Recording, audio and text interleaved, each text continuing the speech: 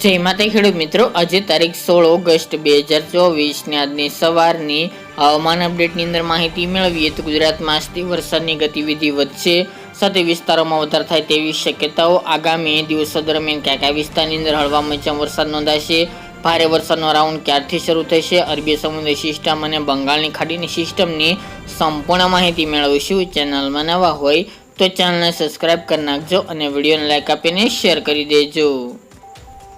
ખાસ કરીને વાત કરવામાં આવે તો આજથી બંગાળની ખાડીમાં જે લો પ્રેશર સિસ્ટમ બનવાની છે તે અત્યારે તૈયાર થઈ રહી છે, જેના કારણે ગુજરાતમાં તેની અસર જોવા મળી શકે છે. ખાસ તો આ સિસ્ટમને કારણે ગુજરાતમાં આજથી વરસાદની માત્રા અને વિસ્તારોમાં સામાન્ય વધારો થાય તેવી શક્યતાઓ છે.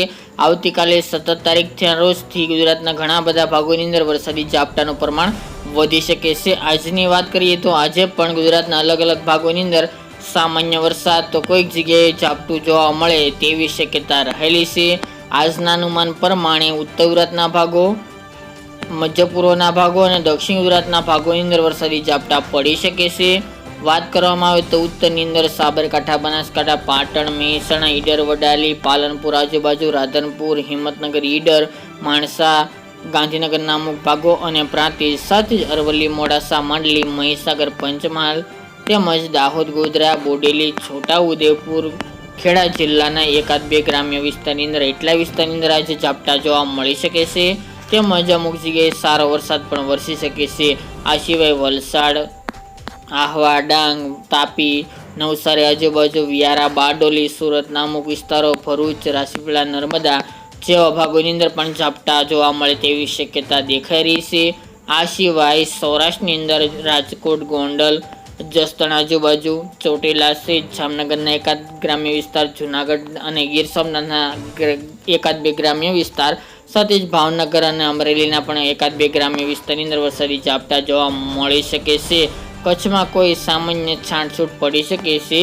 તેમજ આવતીકાલથી વરસાદની માત્રામાં થોડો વધારો થાય તેવી શક્યતાઓ દેખાઈ રહી છે અને વિસ્તારમાં પણ વધારો થાય તેવું અનુમાન રહેલું છે. આ વરસાદી રાઉન્ડ સાર્વત્રિક નહીં જોવા મળે, ફક્ત છૂટાછવાયા વિસ્તારની અંદર આ રાઉન્ડ જોવા મળે 22 તારીખ સુધી તેવી શક્યતા રહેલી છે.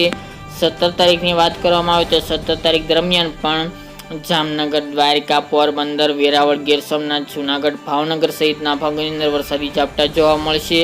આ સિવાય અમદાવાદ, ગાંધીનગર, ખેડા, દાહોદ, ગોધરા એ વિસ્તાર, નર્મદા, સુરતના અમુક વિસ્તાર, ભરૂચ જેવા ભાગો, ઉત્તરના આપણે વિસ્તારો જણાવીએ તે મુજબ કે સાબરકાંઠા, બનાસકાંઠા, પાટણ, મહેસાણા, અરવલ્લી આ પાંચેય જિલ્લામાં વરસાદની શક્યતા રહેલી છે. તો આ રાઉન્ડની અંદર જેની તમામ ખેડૂત ભાઈ નોંધ લેવી. આ સિવાય અમદાવાદ, ગાંધીનગરમાં પણ વરસાદી ઝાપટાનું પ્રમાણ જોવા મળશે. દક્ષિણ ગુજરાતના અમુક ભાગો અને કચ્છના પણ રાપર, નખત્રાણા, મુદ્રા, માંડવી, નલિયા જેવા ભાગોની અંદર પણ ઝાપટા જોવા મળે તેવી શક્યતા રહેલી છે. 17 તારીખથી વરસાદની માત્રામાં પણ વધારો થશે અને વિસ્તારમાં પણ વધારો થઈ શકે છે. 18, 19, 20, 21, 22 એમ વિસ્તારમાં અલગ અલગ ભાગોની અંદર અલગ અલગ દિવસ દરમિયાન વરસાદી ઝાપટા જોવા મળી શકે છે અને કોઈ વિસ્તારમાં ભારે વરસાદનું અનુમાન જણાતું નથી. 18 તારીખ દરમિયાન પણ સૌરાષ્ટ્રના ભાગો, કચ્છના ભાગો, ઉત્તરના ભાગો, મધ્ય પૂર્વ અને દક્ષિણ ગુજરાતના અમુક છૂટાછવાયા ભાગોની અંદર વરસાદી ઝાપટા જોવા મળે તેવી શક્યતા રહેલી છે. તો આવી રીતે આ વરસાદી રાઉન્ડ 22-23 તારીખ સુધી ગુજરાતના અલગ અલગ ભાગોની અંદર જોવા મળી શકે છે. ત્યારબાદ અરબી સમુદ્રમાં બનનારી સિસ્ટમ જે 20 તારીખ આજુબાજુ કેરળના પશ્ચિમ છેડે અરબી સમુદ્રમાં સક્રિય બનશે. ત્યારબાદ તે ગુજરાત તરફ આગળ વધશે. હાલના ટ્રેક આપણે કાલે પણ જણાવ્યું હતું તે મુજબ કે આ રીતે તે દરિયા કિનારે ગુજરાત તરફ આગળ વધશે, જેની અસર ગુજરાતમાં 23 તારીખથી જોવા મળી શકે છે અને 23 તારીખથી દક્ષિણ ગુજરાત અને સૌરાષ્ટ્રના દરિયાકાંઠાના વિસ્તારની અંદર તેની અસર શરૂ થઈ જશે.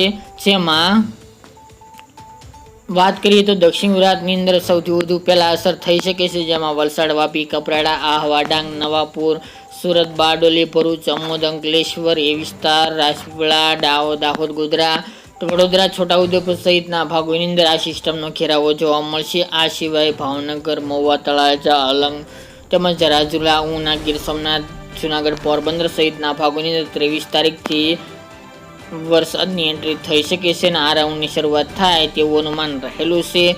24 તારીખ દરમિયાન વરસાદની માત્રા અને વિસ્તારમાં વધારો થતો જોવા મળશે. ખાસ કરીને આ સિસ્ટમનો ઘેરાવો દક્ષિણના ભાગો અને સૌરાષ્ટ્રના વિસ્તારોને જોવા મળશે, એટલે કે એ વિસ્તારને કવર કરશે તેવી શક્યતા રહેલી છે. સાથે જ આ સિસ્ટમની વધુ અસર મહારાષ્ટ્ર, મુંબઈ અને ખાસ કરીને ગુજરાત લાગુ બોર્ડર લાગુ વિસ્તારની અંદર ખાસ જોવા મળે તેવી શક્યતા રહેલી છે.